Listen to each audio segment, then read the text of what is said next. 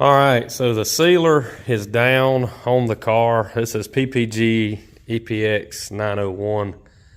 This is a titled on the can. I've showed it in some of my prior videos as an industrial commercial epoxy.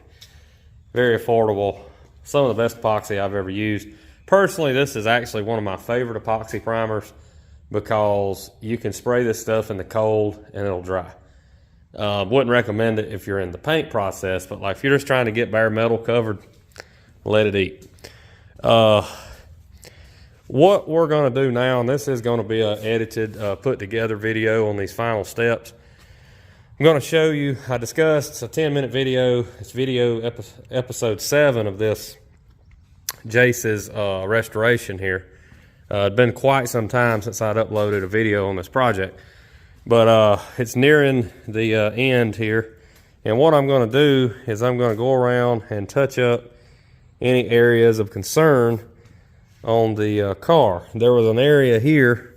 I don't know if you can see it. Yeah, you can see it right here where my air hose got into it. So what you'll want to do is go around and kind of sand these places out.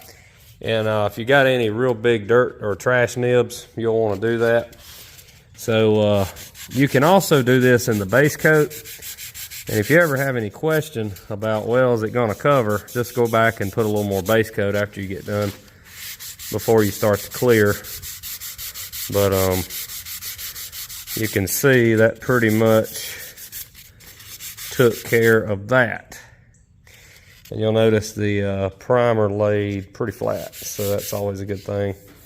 You also have glazing putty. In this situation, if anything was to go south, you could use glazing putty. You could also put more of this primer down. And this stuff, another thing I like about it, it has a week recoat time on it.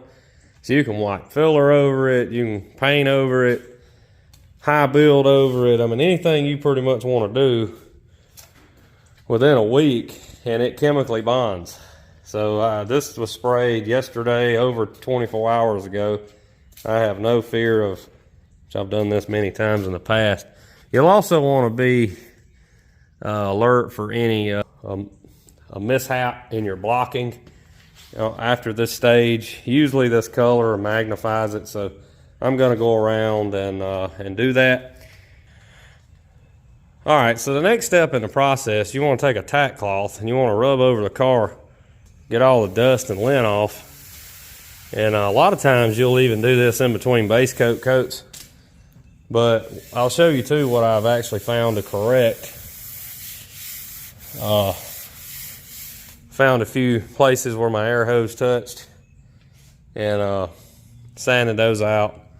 Because here's the thing, if you dig into the primer or the base coat and you don't sand it out, or take, if it's a piece of trash, if you don't sand it out, and you bury it under the clear, you can't get it out at that point. If you touch the side of the car with your leg while you're in the clear coat process, don't stop, just keep going.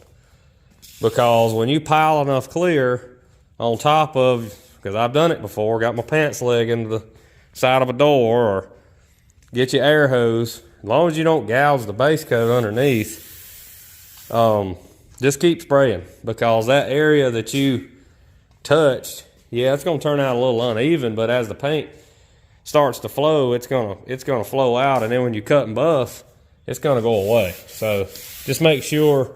You could even spray a couple extra coats of clear just to be safe. But the main thing is go over with a tack cloth. Also, I don't have my paint suit on yet, but I'll be putting that white paint suit on, and it's lint free. So overall, here in a few minutes, it's going to be ready to put some base coat on, and you'll see that in the next segment of the video. All right, so I'm going to sound muffled. I got my respirator on. See, I got my 3M respirator. Paint suit, keep lint. This is more to protect, the paint suit's more to protect the paint job than yourself. A little overspray on your skin is not going to kill you, but make sure you have one of these 3M respirators. Make sure the cartridges are clean. So let's take a look at the car here. This is the first coat of base coat. Again, this is SPI, Southern Polyurethanes Black. It's mixed 1:1. I'm spraying it with a HVLP gun out of a 1.4 tip.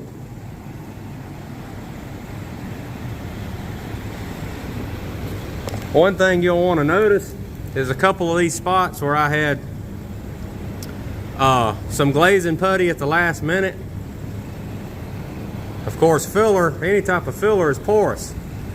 So once this kind of gets a little dry, you'll want to take some sandpaper and kind of feather that out, and that little bit of base coat after a coat or two will actually smooth out, and you won't have to worry about seeing that.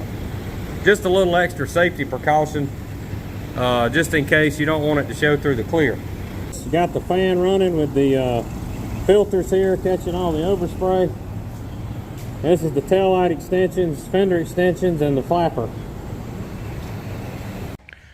All right, so we got 2 coats of base on, and we started to run into a little problem. I usually run into something in the base coat, but this is a good learning tool for y'all out there who might run into this. It's frustrating for me, but I know what to do and how to handle it at this point. So sometimes, for whatever reason, even though this car had a good epoxy sealer, something reacts. And right here, I call this blowing up. And the paint has blown up here on the corner of the hood. Now, there was a spot of filler here, and there was some sanding work done with some of that Transtar stuff in the can over there. And just sometimes you'll get a reaction. And even though you got a sealer down, you still get a reaction. I don't know why that did that. Now, where I messed up is I noticed something, and then I sprayed more over it, and it made it worse. So under no circumstance do you keep spraying base coat when you see that. But basically, I wanted to prove a point, and so now this has got 2 coats in. I've been cleaning my paint gun, shut my fan off, and this is a situation where you just have to stop. And you let the base coat cure long enough where it can be sanded without gouging it.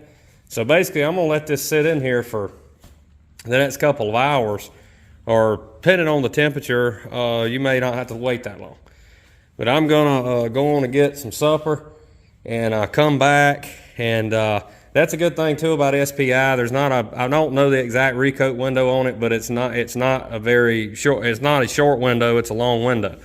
So I'm going to sand that out, and there's a few other little places of discrepancy that I noticed that's going to need to be taken care of. Of course, still got a little area there that I'm going to wet sand. So this car's going to have a vinyl top, so you'll notice some sand and scratches showing through up here. Not concerned about that one bit. It's going to be covered up with a vinyl top. So that top was sanded at 320. SPI, Barry said recommend 600 on the final finish on his base coat. So that's what I did.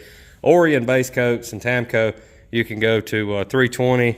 No more than 400 is what they recommend. They said their base coat likes some bite. And because their base coats are very thick, this is a thinner base coat. But it's still mixed 1:1. So. Okay, so here we are about 3 hours later. Back out here 10:30 at night. I've got to do 1 or 2 more coats of base. We're going to sand out these blow up spots, and I want you to watch this stuff just disappear right off the top. And you know, if this was just a run-of-the-mill car, you could probably just roll with it, but be done with it. But I'm not doing that because any little stuff like this can show up. So see, just with a few seconds of some 600 grit, the blow up is gone. So what you want to do now is go around the car. Any little dirt nibs you can sand out, any little bugs or anything. All right, so I've done went around the whole car, got all the little boo-boos sanded out, or any areas I thought was of a concern. See, just a few places I hit, sanded out a few scratches there. So anyway, if you're real careful too, right before clear, you can nib it again, especially on these flatter colors. Always a little more hesitant to do that on metallic colors because you can actually mess with the metallic. On metallic colors, if you nib it, it's a good idea to go back and put a fan coat, another fan coat of metallic or pearl base coat, and then then shoot your clear. I found that no matter how much time you wait in between base and clear, paint has to cure. The paint is gonna die back. So your best bet is to get it painted, cut it with your first grit to get all out the orange peel out, send it to the upholstery or mechanic shop, wherever it may be going. Once it comes back, then finish buffing it, and you should be good to go, because a lot of times 3 to 6 months passes. All right, so we're using our Sada 5000 here for the clear. The Orion Stargazer clear. It's a 4-to-1 clear. I'm actually putting 30% reducer, which is not on protocol, but I'm sick of the lemon peels that I've turned out, so we're gonna give this a try today. We've got 2 coats and 3 on the roof. I'm gonna give you a quick look around the car. Moving real fast around the car, trying to minimize orange peel. It's laying out real nice on these curved areas, and see, it's kind of hard to buff in that area, so I want to get that real smooth.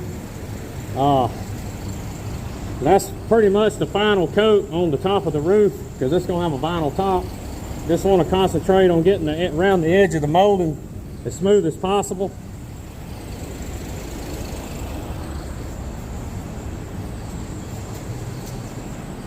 Turning out real nice so far. Again, there's just 2 coats here, 3 on the roof.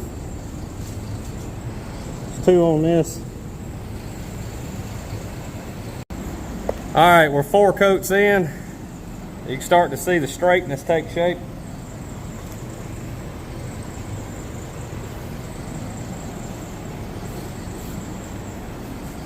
A black car is very hard to get right.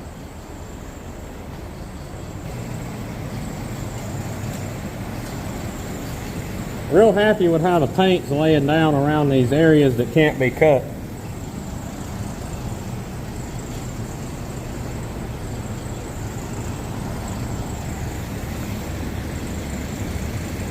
I'd say the RP clear gun I'm using definitely helped.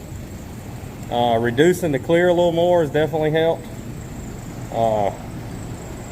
With modern clear though, you're always going to have to cut and buff. I'm just trying to cut down on having to start with such a rough grit. My black car had to start with 600 grit. This car shouldn't have to do that. 5 coats.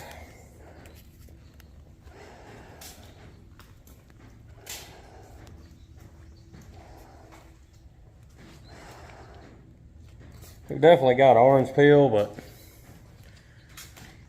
I'm real happy with how it laid. It laid pretty smooth on the flat areas. Areas that's harder to cut and buff. I still think overall that paint gun does better than using HVLP. It's a reduced pressure.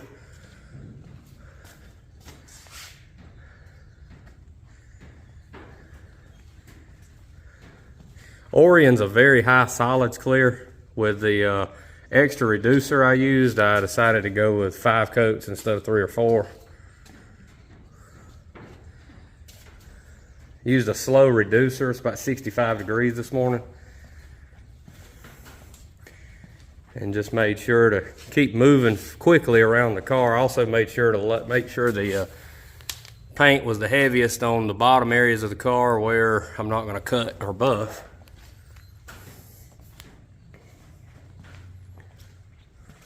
Unless I'm asked to do so.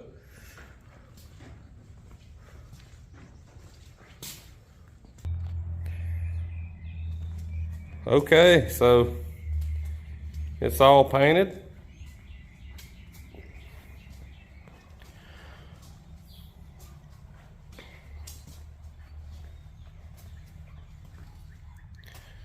Straight, just like it needs to be. We got a good bit of cutting to do. Get the paint completely flat. But overall, success. I was also real happy the way the paint flowed out on these curved areas. That's some of the best of that I've seen on a car that I've actually sprayed. Still don't claim to be a painter. I can do body work great. I can get the paint on the car. and make it look good with cutting and buffing. Which all the classic car stuff, you've got to cut and buff or it's just not going to look right. So anyway, with that being said, if you haven't subscribed to the channel, please do so. And we'll see you next time. This has been Jace Cross 70 SS 454 Monte Carlo. There'll be some more videos to come on this car as it's going back together. And I'm sure y'all are looking forward to seeing the final product. This has been over a year now in the making of this build.